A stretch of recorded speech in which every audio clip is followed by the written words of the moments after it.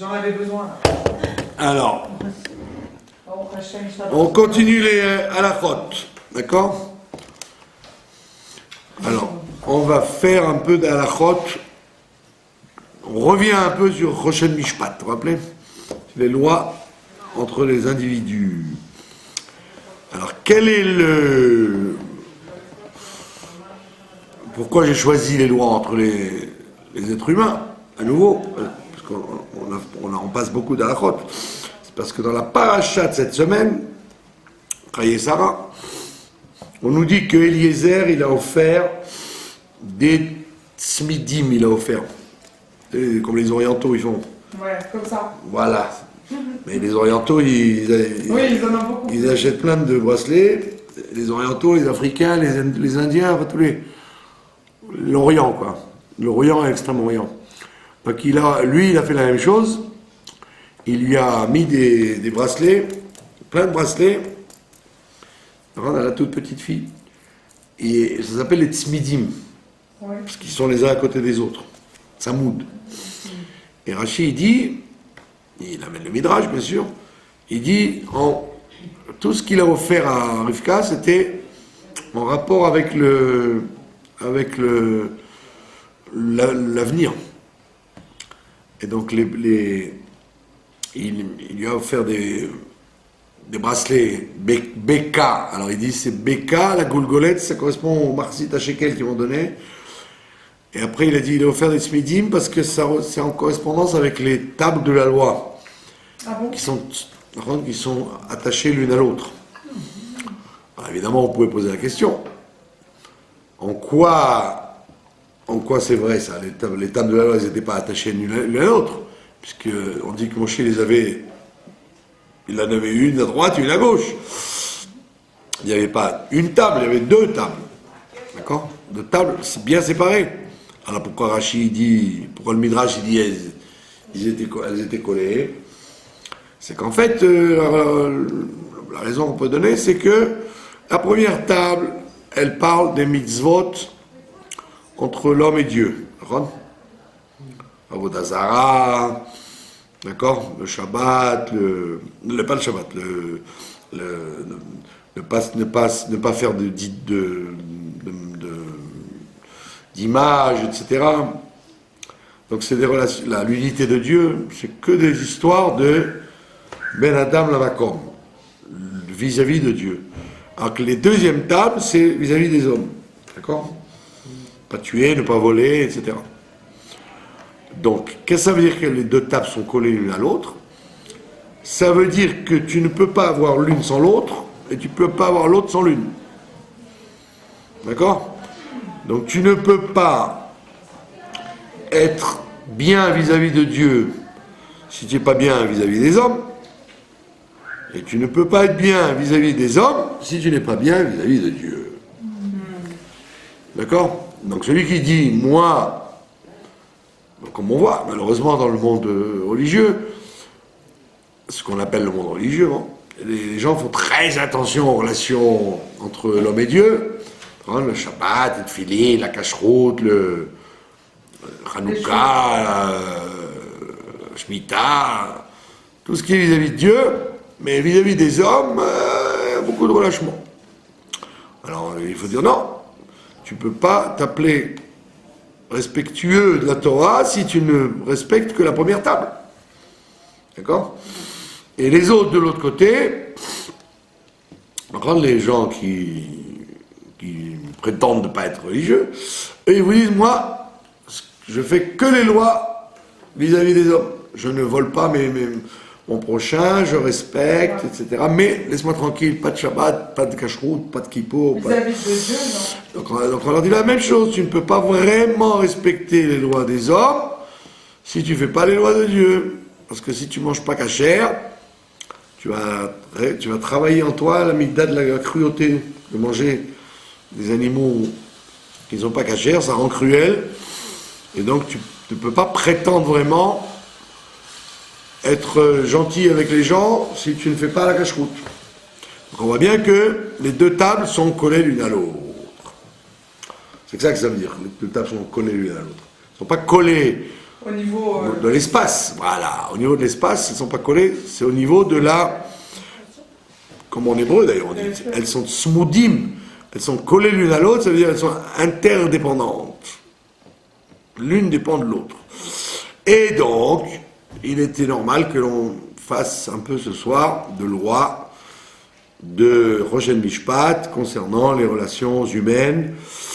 Et il y a une très grosse partie du Shulchan Aruch qui parle des lois vis-à-vis du Goy, le juif et le Goy. Et donc, donnons un exemple.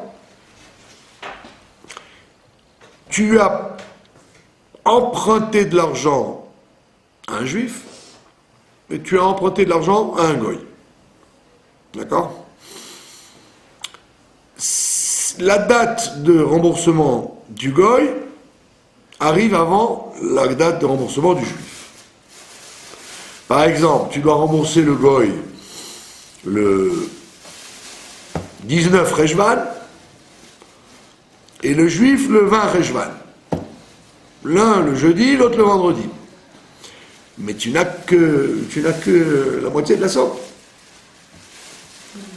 Alors tu aurais pu dire, bon ben, comme le juif c'est vendredi, ben tant pis le Goy, je lui ai téléphoné jeudi pour lui dire j'ai pas.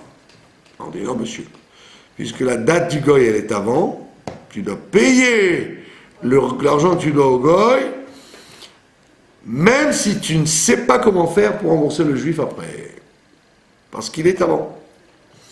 Donc ne viens pas dire je m'en fiche de rembourser le Goy, tu es obligé de rembourser le Goy avant de rembourser le juif puisque sa date est avant, même si tu n'as aucune idée comment tu vas rembourser le juif, puisque tu n'as pas assez d'argent pour rembourser les deux.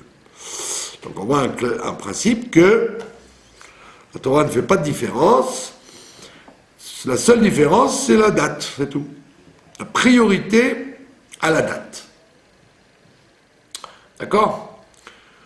Deuxième cas de figure. Tu as, quand on prête de l'argent, quand c'est un juif, ça doit être sans intérêt. Quand c'est un non-juif, ça peut être avec intérêt. Il y en a même qui disent c'est obligé que ce soit avec intérêt. C'est une discussion entre Rambam et Rashi, entre Ramban et Ramban, slicha. Donc il y en a qui disent c'est obligé que ce soit avec intérêt, pour ne pas faire un cadeau au Goy. Et l'autre dit non, c'est pas obligé, mais c'est permis. Alors qu'avec un juif, c'est rigoureusement interdit. Maintenant vient se présenter un juif qui a besoin d'argent, qu'on lui prête, et vient se présenter un Goy qui a besoin d'argent qu'on lui prête. Alors on te dit, tu dois donner la préférence aux juifs gratuitement, plutôt qu'aux Goy en recevant de l'argent. Alors tu aurais dit, oui, mais c'est des fois très très ennuyeux cette histoire. Alors on te dit, de quel cas on parle ? On parle de tout dépend de la somme. Si c'est une petite somme, donc l'intérêt quand tu prêtes au Goy n'est pas si grand que ça, donc là où on te dit, donne la préférence aux Juifs, renonce à un petit intérêt du Goy pour faire la mitzvah de prêter aux Juifs sans intérêt. Maintenant, s'il s'agit d'une grosse somme d'argent qui, comme on le voit aujourd'hui, Baruch Hashem, dans les radios et télévisions, etc., il y a sans arrêt des publicités pour que les gens couvrent leurs déficits en Israël, en vous proposant des prêts très intéressants, soi-disant, d'accord ? Au lieu de payer 15% à la banque, vous payez 6% à la compagnie de prêt. Alors évidemment, les gens ils se ruent dessus, parce que vous avez en 60 mensualités, d'accord ? Mais en vérité, c'est jamais intéressant, nulle part. Le mieux, c'est de jamais avoir besoin d'emprunter. Ou d'avoir un gmach, un prêt sans intérêt. D'accord? Donc, vous êtes une société de prêt, ou alors vous êtes un individu particulier, et il y a un juif qui vous dit « J'ai besoin que tu me prêtes 100 000 shekels », et l'autre, le goy vient aussi, il dit « Moi aussi j'ai besoin de 100 000 shekels ». Donc, étant donné que le prêt à intérêt peut vous rapporter, ce que je sais moi, 10 000 shekels, 10%, ce qui est intéressant, eh bien, on vous dit non, comme c'est une somme forte, tu n'es pas obligé de donner la préférence aux juifs, tu peux donner la préférence aux goy parce que la Torah ne t'oblige pas à perdre ton argent. Alors, donc si c'est un petit prêt où tu vas rien gagner, tu vas rien gagner en prêtant au goy quelques shkalim, donc on te dit non là, fais la misère avec le juif gratuit. Mais si c'est une grosse somme, et pour toi c'est une grosse somme, donc là on te dit non, la Torah ne t'a pas obligé à préférencier le juif au goy, et tu peux donc prêter au goy, même si le juif te dit tu es une crapule, tu as prêté au goy intérêt au lieu de me prêter à moi sans intérêt, tu lui montres le chemin à la roue, tu lui dis aucun problème, la Torah ne m'a pas obligé à perdre 10 000 shekels pour faire plaisir. Donc il faut connaître ces choses-là. D'accord? Il faut connaître ces choses-là. La même chose en matière d'héritage. Il y a écrit dans le Chumash, en Dvarim, il y a écrit Velivne Lot natati et ar Yerusha. Aux enfants de Lot, j'ai donné Ar, c'est un endroit qui s'appelle Ar, c'est sûrement les plaines de Moab là-bas, en héritage, aux enfants de Lot. Donc de là on apprend que le goy, il peut faire hériter ses enfants. Il y a une donnée, une dimension qui s'appelle l'héritage chez les goïms aussi. Bien que chez les goïms, il y a par exemple pas de relation entre père et fils ou père et fille, etc. Il n'y a pas de relation filiale chez les goïms dans certains cas, mais dans l'héritage, oui. Le goy fait hériter ses enfants.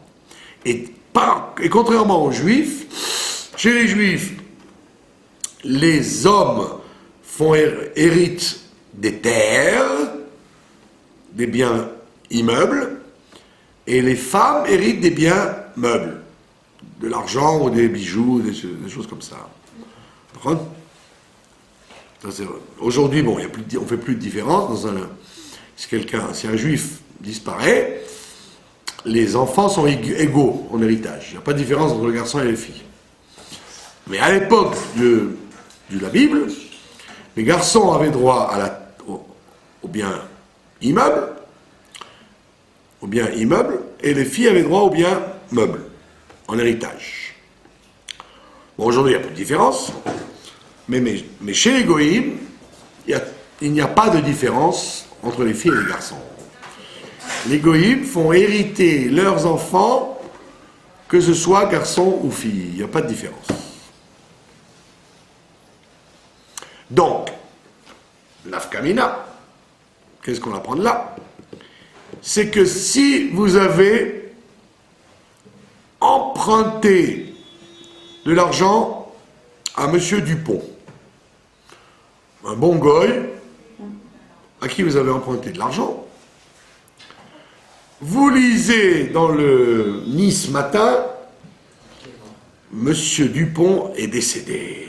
Alors vous êtes, ah youpi, il est mort Monsieur Dupont, ma dette s'efface. On dit, pas du tout. Si Monsieur Dupont a des enfants qu'il a reconnus et qui héritent, eh bien les enfants, tu peux pas faire le mort toi aussi, en disant bon puisqu'il est mort, je ne le rembourse plus. Pas du tout. D'après la Torah, d'après la Torah, tu dois rembourser l'argent à son fils ou à sa fille. Tu ne dois pas dire, d'accord, tu ne dois pas faire le mort, tu dois dire, allô monsieur Dupont, mes condoléances pour la mort de votre père, je lui dois 100 000 euros, je ne vous oublie pas, puisque vous êtes l'héritier. Et donc, pas comme les gens auraient dit, allez, laisse tomber, le goy est mort, qu'est-ce que tu vas t'enquiquiner à rembourser à ses enfants? Tu dois, d'après la Torah, lui rembourser aux enfants. Et s'ils ne trouvent pas les enfants? Ah, s'ils ne trouvent pas les enfants, parce que c'est une aubaine. Ça, c'est dans tous les cas de figure, c'est bien de ne pas trouver des héritiers. Mais on parle qu'il ne faut pas dire que le goy, j'avais affaire à lui, mais le fils, j'ai pas affaire à lui, tu as affaire à lui ou à sa fille. Donc, tu ne dois pas t'esquiver de rembourser, ça s'appelle du vol, si tu ne veux pas rembourser. En fait, il faut quand même payer le mort. Il faut payer le vivant, parce que le vivant est l'héritier du mort. Et donc, qu'il soit juif ou goy, donc on voit bien que c'est une très grosse implication Alors, à l'Afrique. Excusez-moi. Deuxièmement, On peut poser une question? Non. Deuxièmement, si vous avez, encore un cas de figure, si vous avez quelqu'un qui se convertit, une personne se convertit au judaïsme, d'accord, garçon ou fille, théoriquement, puisque la filiation s'est arrêtée, puisque d'après la Torah, elle n'est plus sa fille, ou elle n'est plus son fils, donc on aurait dit, donc l'argent aussi. Donc effectivement, d'après la loi toranique pure, un guerre ou une guillorette ne pourrait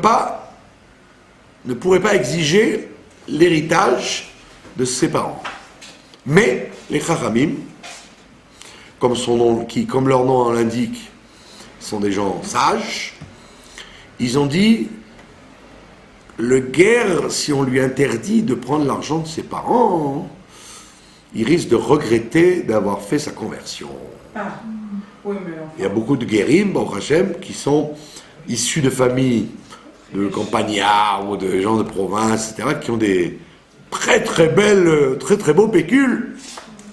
Les parents meurent, ils laissent un château, ou ils laissent des usines ou des maisons. Et donc, si la Torah t'interdisait, ah, tu t'es converti, maintenant tu n'as plus droit à l'héritage, alors on dit que le converti pourrait retourner à son ancienne adresse. Donc pour éviter ça, les Chachamim, ils ont fait une takana, que le guerre ou la guillorette a le droit d'exiger sa part d'héritage au notaire. Et c'est important de savoir ça, parce que ça veut dire qu'au niveau halachique, les Aleph, les parents goy ne peuvent pas déshériter leurs enfants sous prétexte qu'ils sont juifs. Donc on peut les attaquer par exemple en disant que c'est du racisme, de me déshériter parce que je suis juif maintenant, et ça marche en tribunal. Et d'un autre côté, si par exemple, c'est un cas très classique, si par exemple le père est mort et il a laissé une église avec des croix et des madones et des saints de toutes sortes, et il a laissé une usine. Alors, on peut dire aux autres enfants, prenez-vous l'église, si des fois, en plus ça peut valoir plus que l'usine, et moi laissez-moi l'usine. S'arranger à l'amiable pour éviter d'avoir l'église plutôt que l'usine.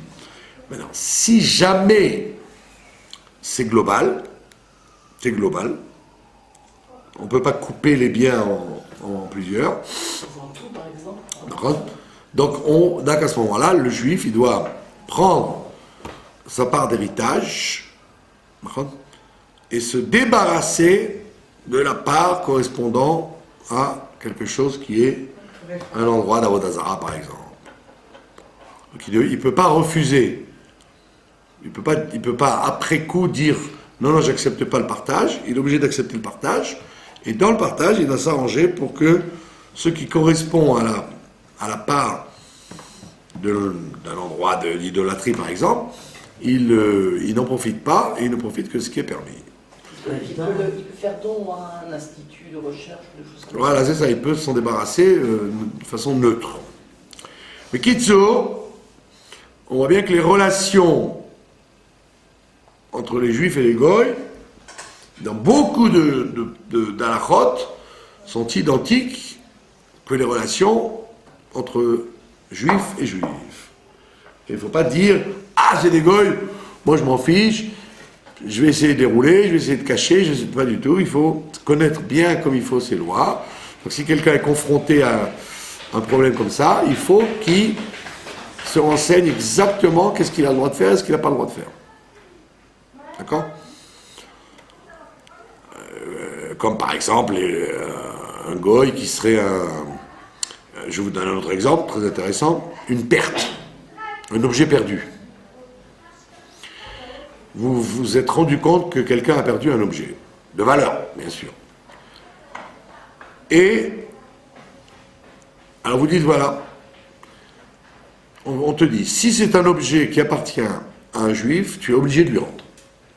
Si c'est un objet qui appartient à un goy, tu n'es pas obligé de lui rendre si jamais il ne saura que c'est toi qui l'as trouvé.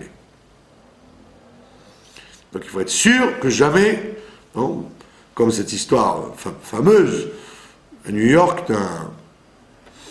d'un monsieur qui avait voulu faire sa souka à Manhattan, au-dessus d'un grand immeuble, un building, et il est monté sur le toit et il a vu une pagaille pas possible, bourrée d'ordures.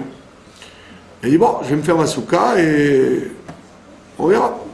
Le syndic de l'immeuble lui a dit, ouais, je ne te laisse pas faire la souka si tu ne nettoies pas tout le toit.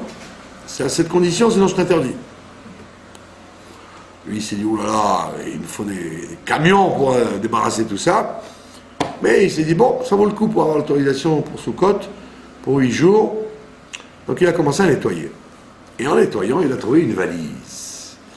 Et dans la valise, il a trouvé des dollars, comme dans les films policiers, bourrés de dollars la valise.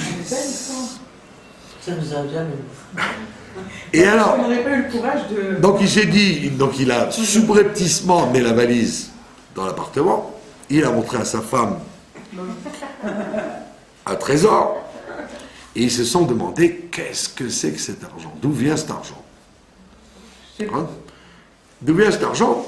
Les billets, ils n'avaient pas l'air neufs, la valise avait l'air d'être pleine de poussière depuis des années, et il a cherché par des enquêtes, et il avait vérifié qu'effectivement il y avait eu un hold-up dans cette région, que le gangster avait voulu se sauver, et ils ont lâché la valise sur le toit pour essayer de sauver d'un toit à l'autre. Et donc il a... Ce qui explique les ordures. Donc il a gardé, donc là, voilà, il a gardé la valise, et il n'a jamais pensé à la vendre, puisque c'était évident que après tant d'années, les gens ou la banque ou le bijoutier avaient renoncé à cette valise. Renoncer à la valise. Donc, si vous avez une aubaine comme celle-là, de trouver une perte qui est impossible de retrouver celui qui l'a trouvé, vous pouvez la garder. Maintenant, deux cas de figure. Vous avez trouvé une belle perte, et vous dites, tiens, cette perte, c'est à M. Cohen, mais M. Cohen, il est assuré par une compagnie Goy. Donc je ne vois pas pourquoi je lui rendrai, puisque de toute façon, il va se faire rembourser par la compagnie. Ah bon? On te dit, non, tu n'as pas le droit. tu ne dois pas, à partir du moment où c'est un juif, tu ne dois pas, même si c'est une compagnie qui n'appartient pas à des juifs, tu ne dois pas Ne pas lui rendre. spéculer sur la chose en disant de toute façon il n'a rien perdu puisqu'il va se faire rembourser par l'assurance. Tu dois lui rendre sans réfléchir qui est la compagnie, tu dois lui rendre directement au juif. Même s'il avait rien perdu. D'accord ? Pour que tu n'aies pas besoin, et l'inverse, si c'est un goy, mais qu'il se trouve que la compagnie qui l'assure, ce sont des juifs, c'est la banque Rothschild qui l'assure, la même chose.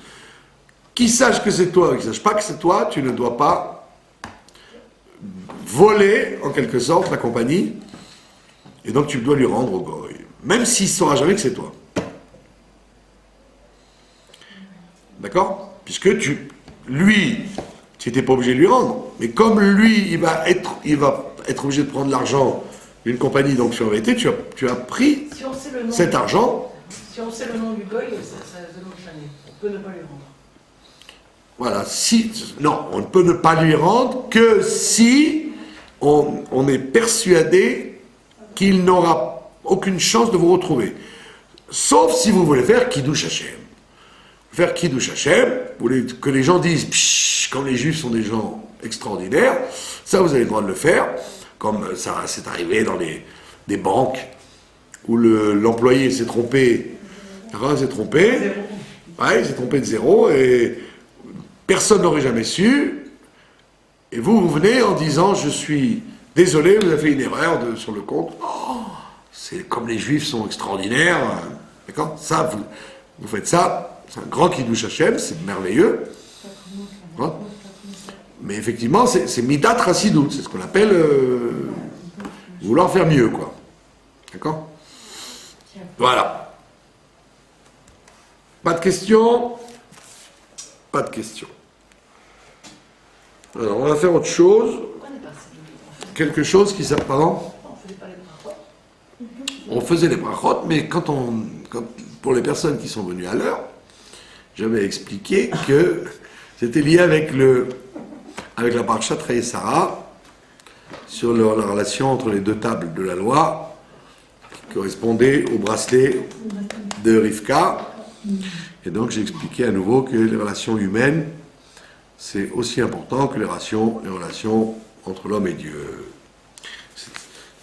Allez vérifier ce que dit Rashi quand il parle des deux bracelets.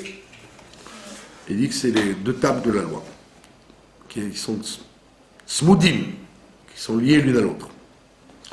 Donc, en passant, j'ai dit, tiens, c'est intéressant de revivifier les sujets de Rochel Mishpat. La paracha, maintenant. Il y a écrit, quand Eliezer s'en va à Haran, là-bas, chez Aram Naharaim, là-bas, en Irak, il y a écrit Vaikach Haeved, l'esclave a pris Asara Gemalim, il a pris 10 chameaux, Mi Gemale Adonav, des chameaux de son maître, Vayeler, et il est parti, tout va donner avec tout le bien de son maître.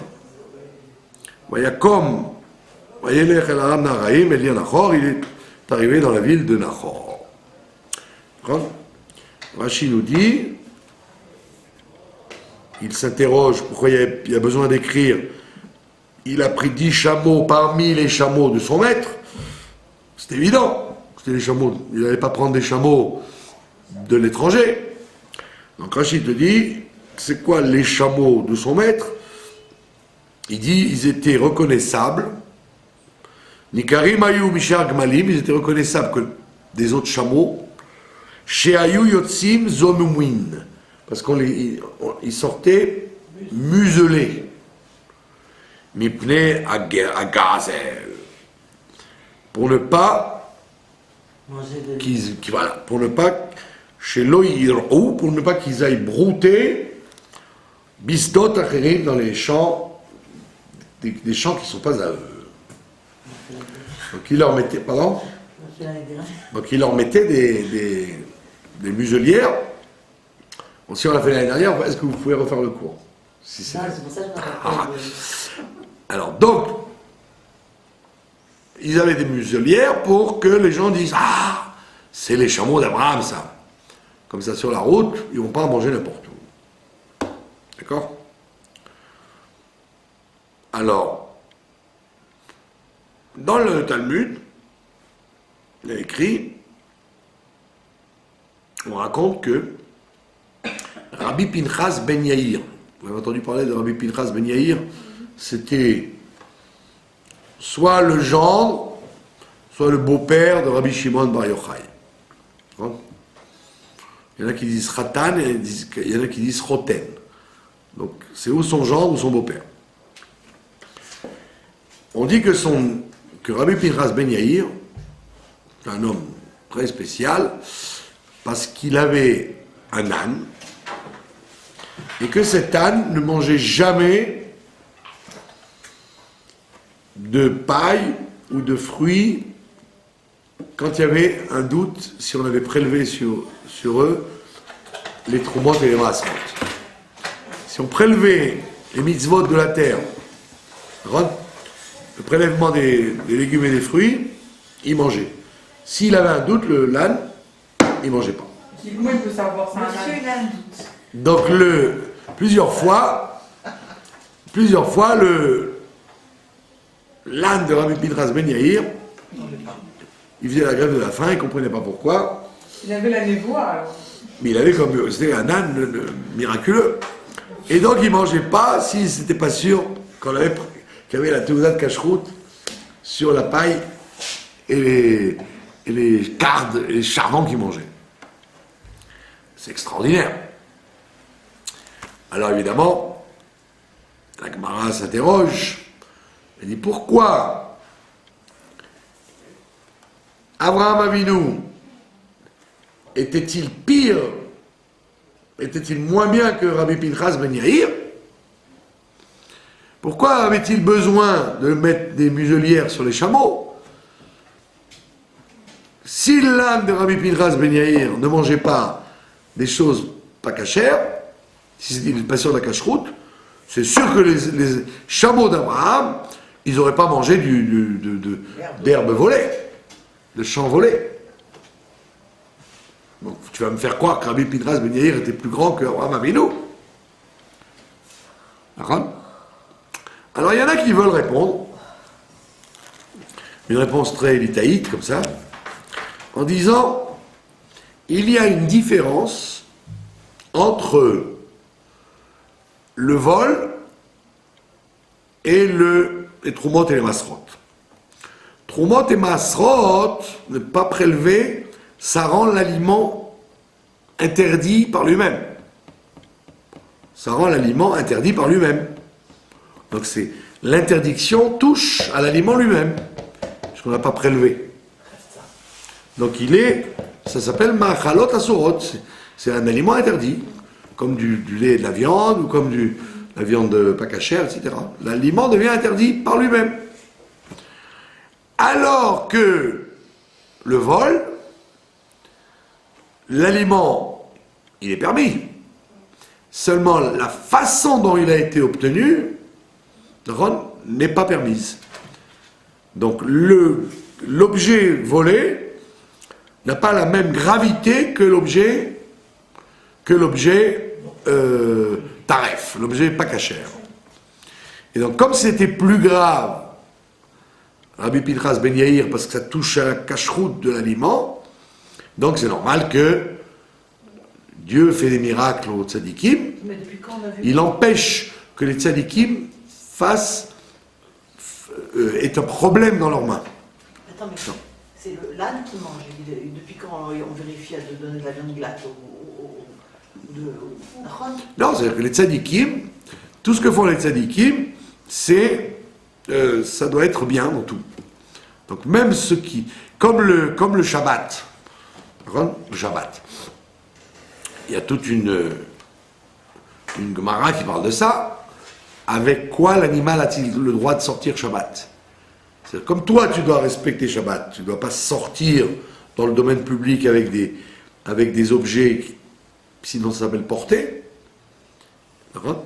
Et si c'est des bijoux ou des vêtements, donc ça ne s'appelle pas porter. Donc l'animal, pareil. Donc il y a des animaux qui ont l'habitude d'avoir un collier, ils ont le droit de sortir avec le collier Shabbat, dans le domaine public. Si c'est une enjolivure, tu dois l'enlever. Comme on voit avec Rabbi Elazar ben Azaria, que la vache de sa voisine est sortie avec un ruban, et les Kharamim, ils ont dit, C'est un bijou. tu n'as pas le droit, ça ne sert à rien à la bête. C'est pas ni un joug, ni un bijou, c'est un ornement ridicule, enfin inutile. Donc il faut l'enlever. Et on a puni Rabbi Elazar ben Azaria, qui est obligé de faire des jeûnes, etc. Parce qu'on a dit, c'était la vache de Rabbi Elazar ben Azaria qui a transgressé Shabbat. Alors que c'était en vérité la vache de sa voisine. Comme le chat de la voisine. Et la Gemara dit, quoi? Rabbi Elazar ben Azaria était tellement riche qu'il donnait comme maaser tous les ans 10 000 veaux de toutes les vaches qu'il avait. Donc tu appelles ça la vache de Rabbi Elazar ben Azaria, il en avait des millions. Il dit non, comme il a laissé sa voisine sortir avec ça, on lui a attribué la faute. Donc on voit bien que, comme on le dit tous les Shabbats, tu ne travailleras pas, toi, ton esclave, ton bœuf, ton chat, ton âne. Donc on voit bien que la plupart des mitzvot, par contre, comme il y a des mitzvot où effectivement tu es obligé de les faire respecter par tes animaux et tes enfants et tes serviteurs, etc.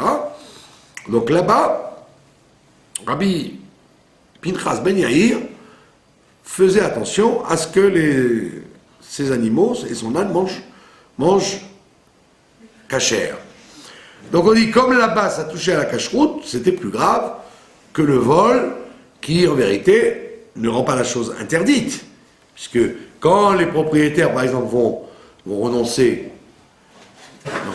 si tu as trouvé un objet dans la rue et que les gens ont renoncé, tu peux le garder. C'est la même chose. Peut-être que les propriétaires, quand tu vas passer sur les champs, ils vont dire, bon, laissons passer quelques chameaux, c'est pas la fin du monde, un peu d'herbe.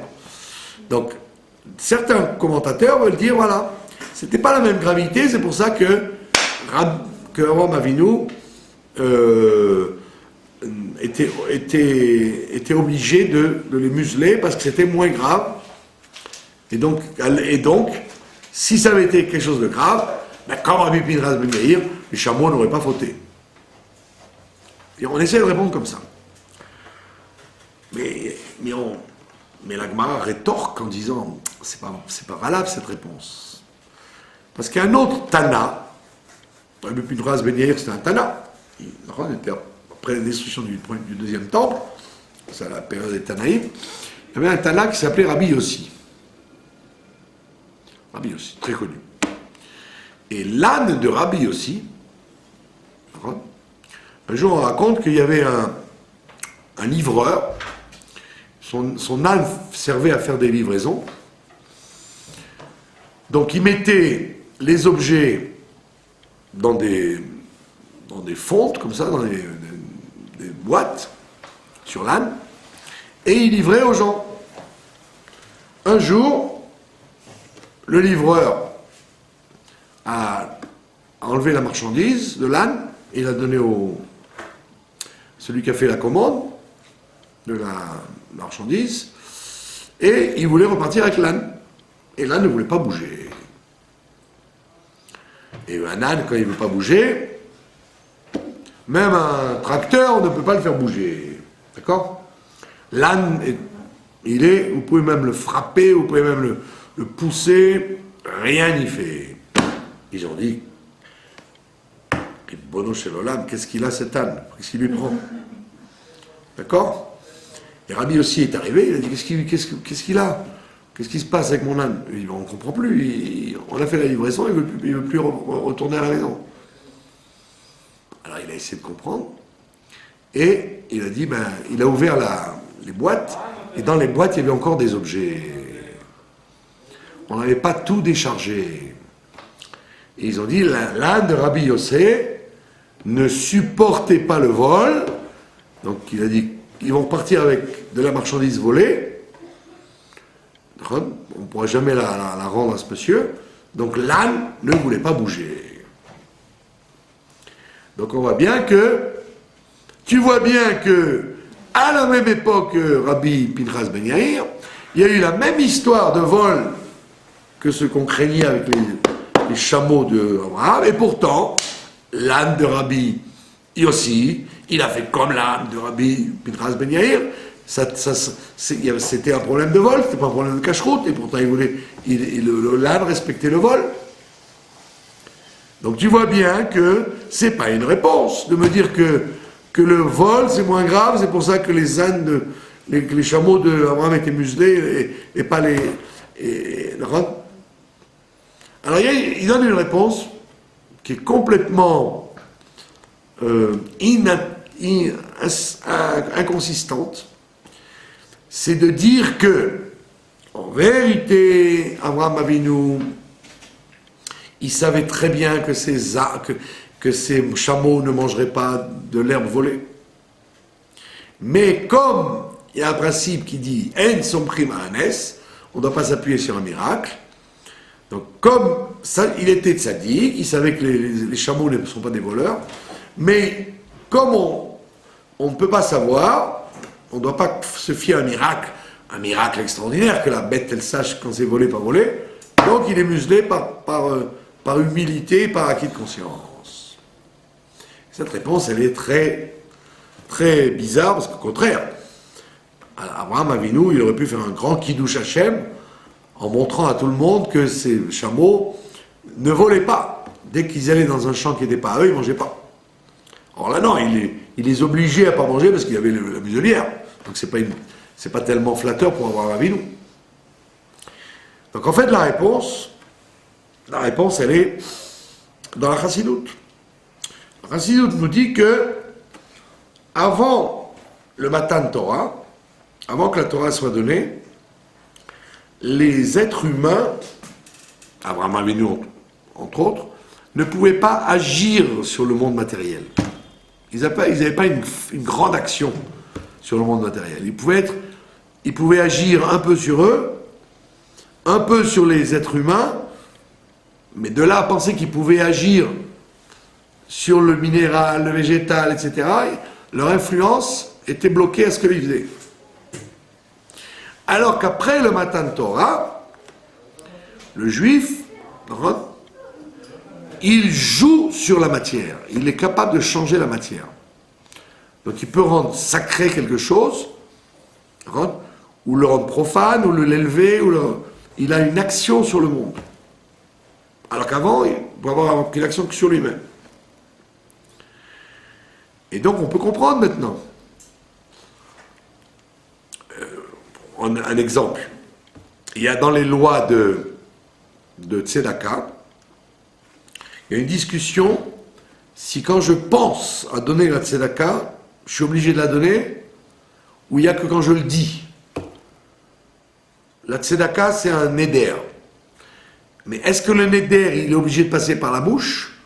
Je dis je vais donner ça, ou bien le fait de le penser, je suis déjà obligé. Donc c'est une discussion à savoir, est-ce que la tzedaka c'est du kodesh ou c'est du chol? Le kodesh, un sacrifice par exemple, si je pense offrir un sacrifice, je suis obligé de l'offrir même si je ne l'ai pas dit. Ça s'appelle les kadashim. Quelque chose qui est kadosh, qui est consacré, même avec la tête, ça le consacre. Donc tu as consacré une bête au Beth Amikdash, même si tu ne l'as pas dit avec la bouche, tu es obligé de l'offrir. Alors il y a des décisionnaires qui disent la tzedaka c'est comme du kodesh, donc la tête suffit. Et il y en a d'autres qui disent non, la tzedaka c'est comme du chol. Un vœu de chol, c'est quand tu le dis seulement. Donc c'est une discussion entre les Rishonim, si la tzedaka est obligée d'être prononcée ou elle est suivie de la pensée. Et vient le Rama, celui qui a écrit le Shulchan Aruch avec Rabbi Yosef Karo, et il dit, il faut faire très attention, et donc même quand on pense à la tzedaka, ça y est, elle est donnée. Il faut la donner. Donc c'est tout bête. Tu penses, tu connais quelqu'un qui est dans le besoin, tu dis, tiens, le pauvre, j'ai envie de lui donner 100 shekels pour Shabbat. Et puis après tu dis, bon, après tout, il se débrouille, et puis j'ai pas moi pour moi-même assez. Le fait que tu y as pensé, pas furtivement, l'idée elle était dans ta tête, tu peux plus la chasser maintenant, tu es obligé de donner les 100 shekels. Le Rama il dit la pensée, c'est comme la parole dans la tzedaka. Donc on voit pourquoi. Ça veut dire que même la pensée, elle agit sur le monde. C'est-à-dire que ces 100 shekels que tu as pensé à donner, ils sont déjà à lui, ça y est. Tu as intervenu avec ta pensée sur le monde.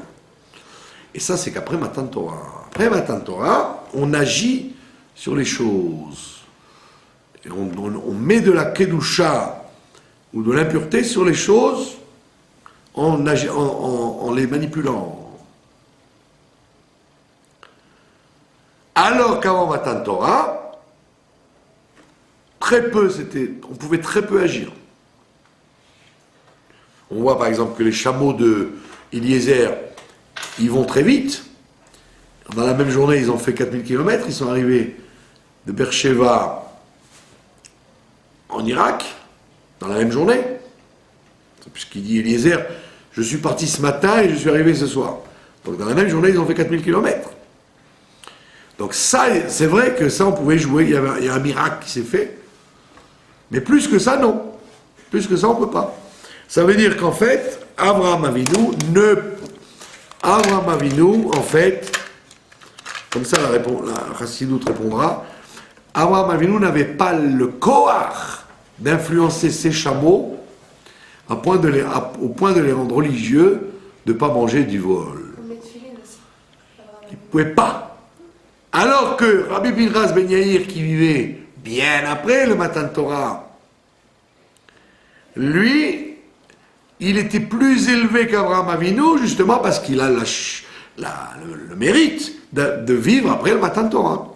Donc après le Matan Torah, ton âne, sans rien lui dire, il veut manger que des choses prélevées, de la paille dont on a prélevé la dîme, comme on dit, le maaser. Alors qu'Abraham Avinu, de son temps à lui, il n'a pas une possibilité d'influencer les chameaux à ce point-là qu'ils vont comprendre qu'on vole ou qu'on vole pas. Et voilà la raison pour laquelle, effectivement, il était obligé de les museler, et donc ça répond d'une autre façon beaucoup plus puissante que toutes les tentatives de réponse qu'on avait essayé de donner avant. Et donc, ça veut dire quelque chose de très important maintenant. Maintenant qu'on est après Matan Torah, tu ne dois pas dire, moi, je m'élève spirituellement, j'essaye d'être mieux, etc. Mais tout ce qui est autour de moi, je m'en fiche. Ça ne m'intéresse pas. Non, tu dois, on voit d'après ce que tu es, comment tu es capable de changer tes voisins, ton entourage, rien que par ta présence. Sans influencer réellement, rien que par le fait d'être, tu changes l'atmosphère de ta maison, de ton immeuble, de ton quartier, du monde entier. Ça veut dire que, c'est pas que Rabbi Pinchas Ben Yair, il lui a fait un cours à l'âne, en lui disant ça tu manges pas. C'était tellement fort la personnalité de Rabbi Pinchas Ben Yair qu'elle a agi sur l'âne. Comme toutes les marottes qui racontent, c'est l'histoire qu'on raconte des enfants, alors, que l'âne qui voulait pas travailler Shabbat, etc. Tous ces trucs-là, c'était... Pardon ? La vache qui voulait pas travailler Shabbat, l'âne qui voulait pas porter du vol. Toutes ces choses-là démontraient qu'en fait, les gens, ils avaient une influence sur leur entourage, et donc ils étaient, sans avoir besoin de parler à la vache ou à l'âne ou au chameau, ça transpirait, la sainteté transpirait chez les autres. Pardon? Ils étaient aussi kadosh. Voilà, c'est ça. Ça leur conférait une certaine kedusha. Comme dit le texte d'ailleurs, il dit là-bas, pourquoi l'âne de Rabbi Pinchas Ben Yair ne prélevait pas ses propres maasrot et trumot? Puisqu'il y a écrit que pour prélever, on n'a pas besoin de parler. Quelqu'un qui est muet, ou quelqu'un qui ne peut pas faire une bracha, parce qu'il est tout nu par exemple, il a le droit de prélever sans bracha. Donc il n'y a pas besoin de parler pour prélever. Alors on dit pourquoi l'âne de Rabbi Pinchas Ben Yair, au lieu de ne pas manger, il avait qu'à prélever lui-même, faire sa cuisine. D'accord? Donc de là on voit, et si on pose cette question, c'est-à-dire que l'âne, il était supérieurement proche de l'homme. C'était pas un âne idiot, c'était un âne influencé par un Tana de l'époque. Donc de là, tu apprends que toi-même, aujourd'hui, comment on va savoir qui tu es? C'est comment tes enfants, ta famille, tes voisins, comment ils se comportent du fait qu'ils te fréquentent.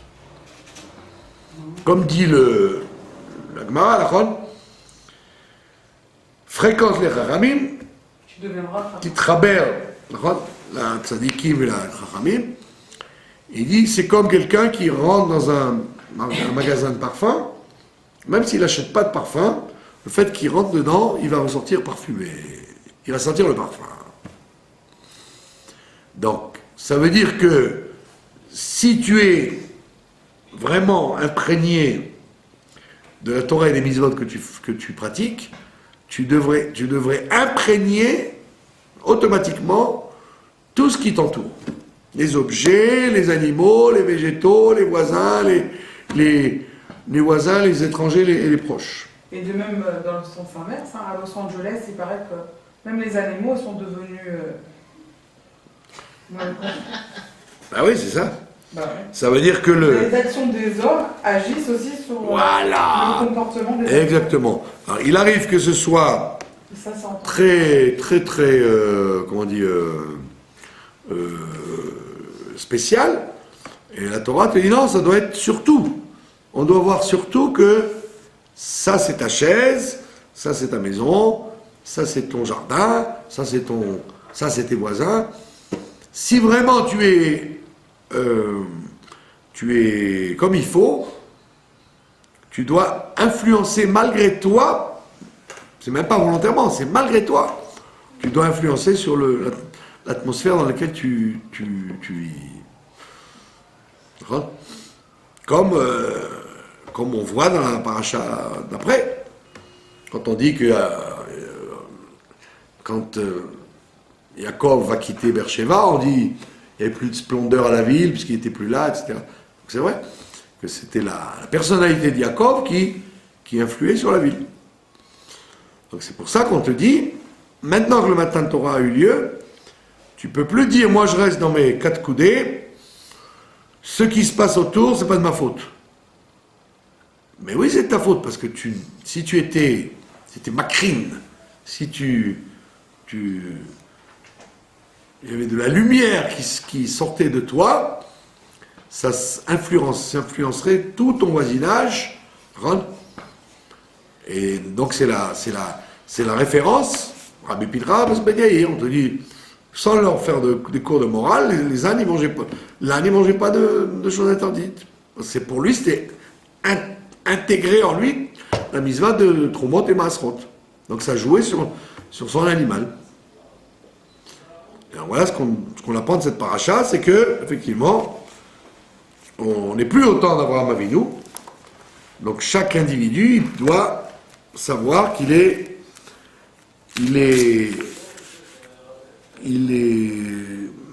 maître de l'endroit où il vit.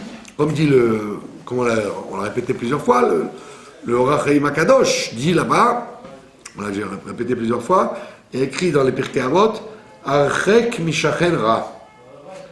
Alors les gens disent le pshat, éloigne-toi d'un mauvais voisin. Mais grammaticalement, c'est pas vrai. Grammaticalement, on aurait dû dire titrachek. Titrachek, éloigne-toi du mauvais voisin. Alors là, on a dit archek. Éloigne. Il dit archek mishachen, éloigne du voisin, ra, le mal qu'il a. C'est toi qui dois éloigner le mal qu'il y a dans le voisin. Et pourquoi? Parce que shachen, ça vient du mot shechina. Ben oui. C'est-à-dire que selon ce qu'on macrine, comme voilà, selon ce qu'on va dégager, voilà, tu vas dégager une atmosphère, et donc de l'atmosphère que tu dégages, tout le quartier va être imprégné, illuminé. Et c'est pour ça que les gens qui n'arrivent pas à faire ça, c'est en vérité qu'ils sont, en quelque sorte, ils ne sont pas convaincus suffisamment de leur comportement, donc ça n'a pas d'influence sur le voisinage. Et c'est très important de savoir ça. Comme ça, tu es au courant de la place que tu occupes. C'est impossible que telle personne n'influe pas sur son entourage. Si elle n'influe pas, c'est qu'il y a une trop grande timidité, trop grande discrétion dans son comportement. Et donc c'est comme ça qu'on sait où on en est, en fonction du résultat que ça a autour de nous. D'accord? Tu vois ça dans les bureaux, tu dois voir ça dans le bureau, dans le travail, dans la maison, dans le quartier, etc. Et pas faire comme les gens s'imaginent. Ah, mais je veux un endroit où il y a une atmosphère. Je veux un endroit où il y a une atmosphère, sinon je me sens pas bien. Mais non, c'est toi qui dois fabriquer l'atmosphère. C'est toi qui dois être influent. Eh oui. Les gens racontent que le Admour de Amchinov de Beit Vegan, d'accord? Ben, tout le quartier est influencé par ce monsieur-là. C'est un personnage sadique, sûrement. Pourquoi? Parce que, comme il est là, alors tout le quartier est influencé par lui. Donc il ne faut pas être timide, il faut être très convaincu, et comme ça a une influence inévitable sur tout l'entourage. Voilà. Je vous remercie de votre attention. Il faut surtout se comporter.